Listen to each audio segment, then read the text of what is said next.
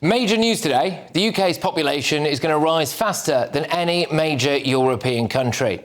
There are 69.6 million people in Britain now, ignoring all the illegals that we don't seem to know about, and that will rise to 74.3 million by the end of the century. That is an increase of 6.8%. Now, cumulative net migration to the UK will total 14.3 million by the end of the century. But get this.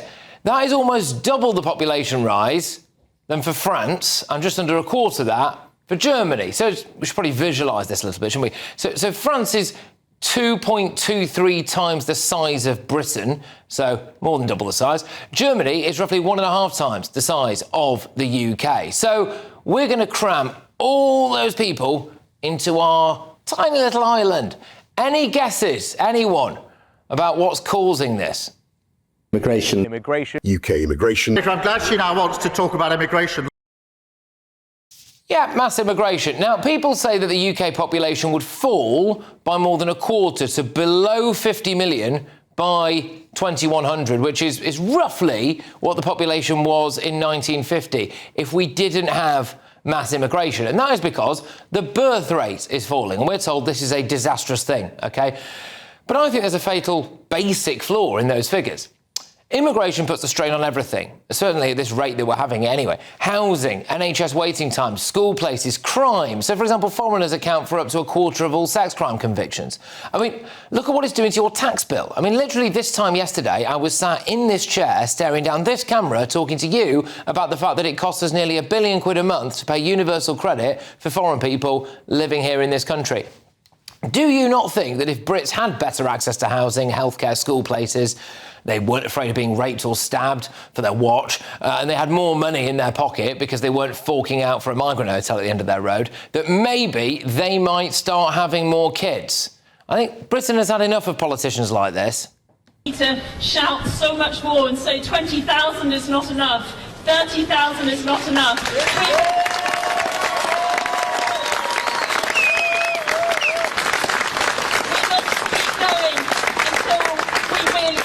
Saturation point, because what does it matter if we have to wait another week for a hospital visit, or if our class sizes are slightly bigger, or if our city is slightly fuller? What does it matter if things are slightly more challenging, if we have to pay a little bit more into the system? Surely it is worth it to see those lives being restored again. It's not worth it. It's not. Today's figures that Britain's population will grow faster than any major European country mean it's time to stand up now, I think, for our nation, our way of life, our culture, and probably stop letting so many people in. Do you want to save a boatload of cash this summer, wherever you have a trip planned? The one thing you're going to need is access to the internet and on the go. You can do that easily with Saily. Hit the link in the description to get 15% of your first eSIM plan ready for your trip so you can browse to your heart's content. Saily gets you a local SIM card you can use when traveling so you don't have to pay those crazy roaming fees just to send a message or check the latest news. Now, they've got plans in over 160 countries, 8 regions, so pretty much everywhere, wherever you're going, they'll be able to make sure you're connected.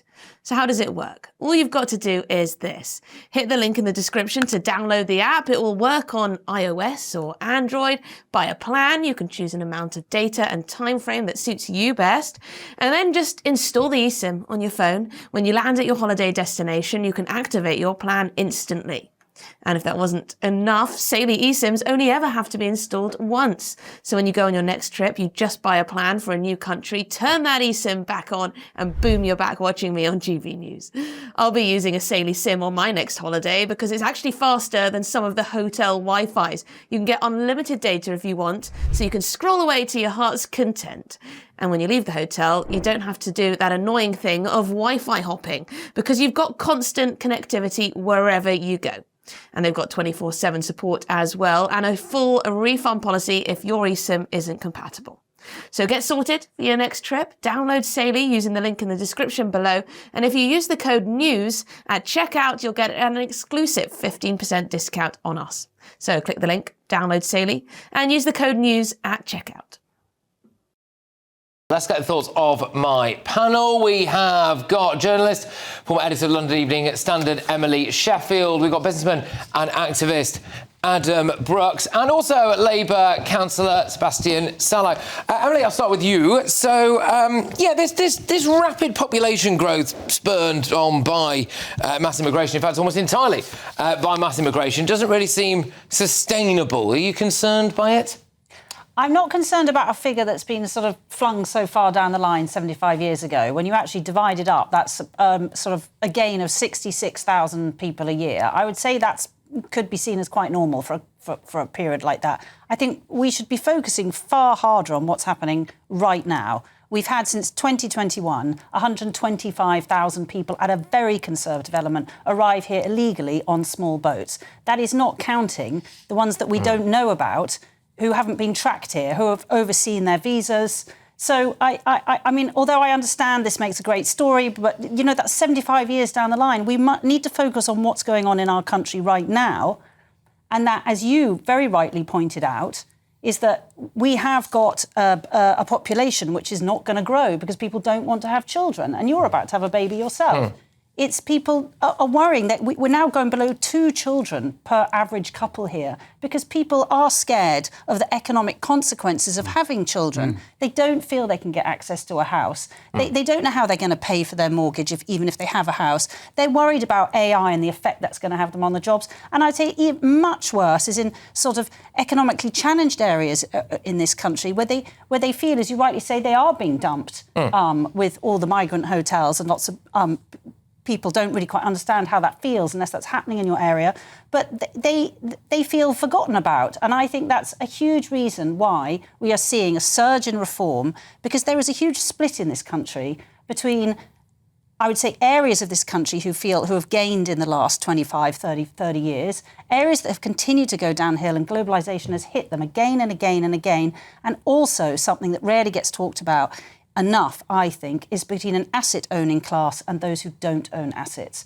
And I grew up under a Conservative Party who helped people get their own home, who helped them gain an asset, and we seem to have completely lost sight of that. Adam, are you concerned about that, or is it, is this kind of far-away, distant figure? Of course I'm concerned, because I don't actually believe it. I believe we're going to hit those sort of numbers in 10 years, because this country is the dustbin now of the world.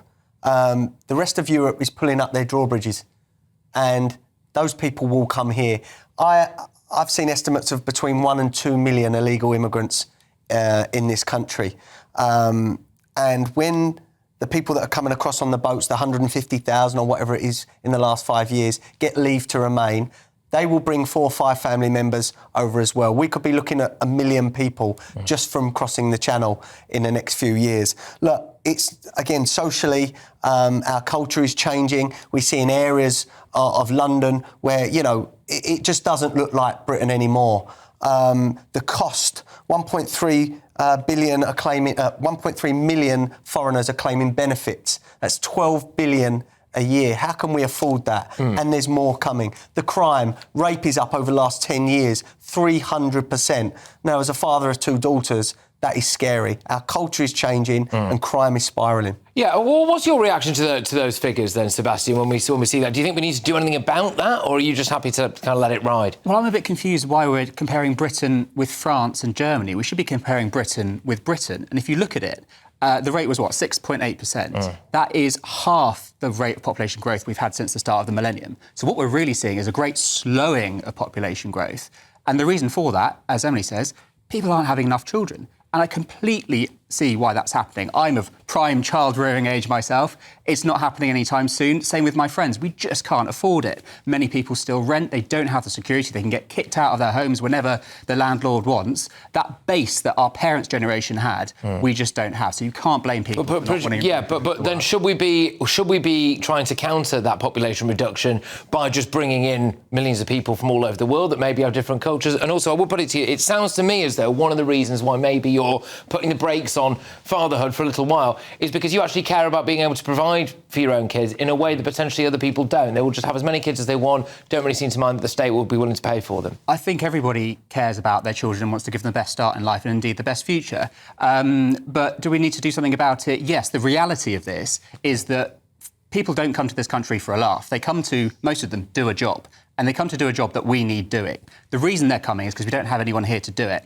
So we need to increase the population. That's going to take time. But in the more immediate term, we need to be training people up. And I'm pleased to see the government talking about this, making sure that there's a homegrown talent pool that could do the jobs that we need. Do you buy that? Because there are issues to this. If we take that to a logical conclusion that, you know, this X amount of people are going to come in over the next however many years, and that's going to be almost entirely down to our population growth. That's the only way we're going to grow our population. My concern would be, well, what cultures are some of those people coming from? Yes, I agree, but I still think it comes back to the same problem. There is a reason here that people are not having more children. They don't feel economically safe. They don't feel that their children are going to have a good future. Part of the reason, and not wholly of the reason, of the big surge in immigration that happened from Boris Johnson, yes, let's put a fat chunk of that down to incompetence, but a lot of it was to fill huge gaps in social care and the NHS.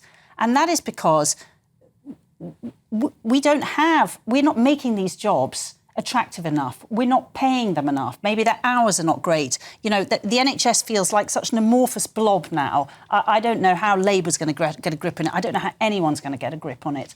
But it still comes back to lots of people in this country, in lots of different areas, London included, who are like, how am I going to provide for my children? And therefore, I'm not going to have any. Now, that is going to be a massive problem. It is. What it doesn't say in those figures, it talks about just purely population growth. It doesn't talk about the economy. I mean, there is this kind of giant migration Ponzi scheme going on, which is that we're using it to basically kind of mainline mass immigration in order to just about prop up GDP. And keep our universities. But GDP per capita is getting worse. Now, I suppose a lot of people might be looking at these figures, Adam, and thinking, okay, it's all very well and good in, you know, having this amount of people enter the country, you know, over the course of the next 70 years or so. But does that mean that more people, like, dare I say it, all of us here, are actually going to end up paying more to pay for them? Of course.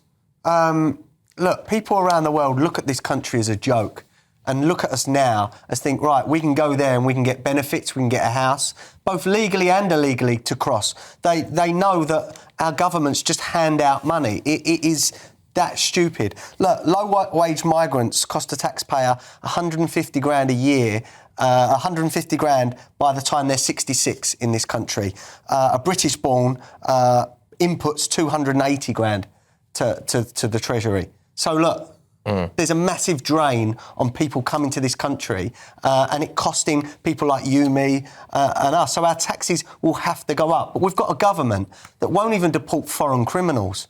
You know, what chance have we got to drive people out of this country or you know, or improve it? Well, one of the few things that I must say I did agree with Sir Keir Starmer on, but I think he's U-turned and then now U-turned back on it again, so I'm not entirely sure where he is in the Island of Strangers stuff anymore. I think he's just about come back in line with that. It was the right thing to say. But this isn't going to help, is it? You know, importing this many people from, like, all over the world. I mean, Britain's not really going to feel British, I suppose, anymore, is it?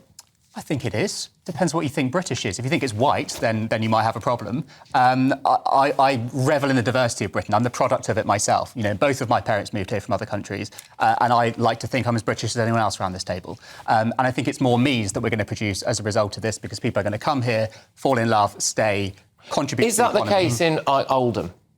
In Oldham? I couldn't say. I've never been to Oldham, but I live in one of the most diverse parts of the country in East London, and it's certainly the case there. And we're all the better off. Tower Hamlets in East London? Tower Hamlets is in East London. I'm in Waltham Forest. Right. And how is it in Tower Hamlets? I don't know. Right. It's also not a Labour-run council. No, I get it. But I don't know, there's these parts of the country where I think people do, you know, with respect, toss out things about, like, you know, you obviously are, you know, fantastic human being probably, but I do look at a lot of places like dotted around the country where I don't really think we can say that we are necessarily going to churn out, you know, 10 million U's. No, are we? I don't know. They can't even speak English. Let's be honest here. I forget what the stats are now, but isn't it something like 1 in 10 or something can't speak English in this country? A mad stat. Now, how are they ever going to integrate? How are we going to go forward and stay British if people can't even speak our language? Well, I'll let you come back to that. So you're not worried about integration, basically? No, integration is key. It's really, really important. People have to learn the language. They have to contribute to society. That is really essential. Because what we can't have is ghettoisation. Nobody wins from that. Not people who are born here, not people who move here. We have to see people integrating. That is one of the really important things. Final word to you, Emily, on this. You're shaking your head. No, I'm agreeing. I think integration is really, really vital, and no one should be given citizenship here until the rules around what integration feel really, really tough. And I think the reason that lots of people feel angry about the ECHR is this right to bring family members in, because it's this feeling that large clans of families are coming, sort of hunkering down together in parts of the country and then not integrating. Now, one hopes that 2-3 generations down the line, that integration is much stronger. But how much evidence do we have for this? The trouble is just like the grooming gangs. We're so scared, people are so scared of being sort of termed racist that we're not revealing data. We're not doing enough research about it. It's sort of being squashed, and I think that's wrong. It's good that we're talking about immigration now, because this anger, if not, these sort of